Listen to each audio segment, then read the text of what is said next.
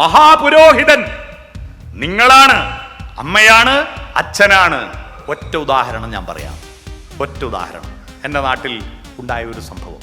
Road സൈഡിൽ നിർത്തിയിട്ടിട്ട് lottery വെക്കുകയാണ് ഒരു കാറ്. ഒരു ഓട്ടോറിക്ഷ വന്നിട്ട് ഒറ്റ അടിയ. ബഹളം കേട്ട് ഞങ്ങൾ ഓടി ചെല്ലുമ്പോൾ കാണുന്നത് ഡ്രൈവർക്കൊന്നും പറ്റിയിട്ടില്ല, പക്ഷെ വണ്ടി രണ്ടും പൊളിഞ്ഞിട്ടുണ്ട്. പക്ഷേ ഈ കൊണ്ട കുത്തി ഓട്ടോ ഡ്രൈവർ ചാടി ഇറങ്ങിയിട്ട് കാറിൻ്റെ ഡ്രൈവറെ അടിക്കാൻ നോക്കുക. എന്താടാ റോഡ് സൈഡിൽ കുറച്ച് അടുപ്പിച്ച് വെച്ചൂടെ? ഇവൻ കൊണ്ട കുത്തുക, എന്നിട്ട് അടി അങ്ങോട്ട് കൊടുക്കുക. മനസ്സിലായോ? ഇത് എവിടുന്നാ പഠിച്ചേ?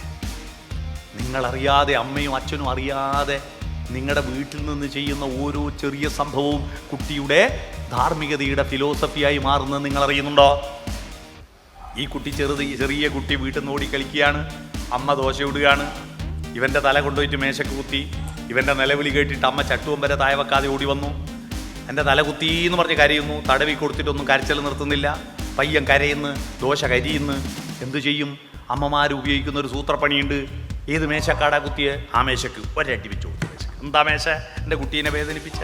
അപ്പം കുട്ടിക്ക് സന്തോഷമായി, അമ്മക്ക് സമാധാനമായി, ബാക്കി ദോശ ഇട്ടു. പക്ഷെ ഇവൻ എന്താ പഠിച്ച ഫിലോസഫി? എന്താ? ഇവന് 100% ഉറപ്പാ മേശ ഇങ്ങോട്ട് വന്ന് കുത്തിയതല്ല, ഞാൻ അങ്ങോട്ട് പോയി കുത്തിയതാ.